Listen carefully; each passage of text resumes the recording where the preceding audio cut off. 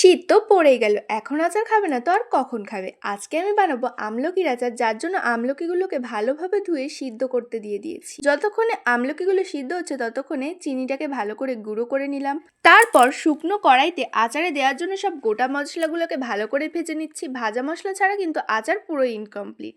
তো দেখতেই পাচ্ছ, লঙ্কা, জিরে, ধনে, সর্ষে, মৌরি ভালোভাবে ভেজে গুঁড়ো করে নিতে হবে।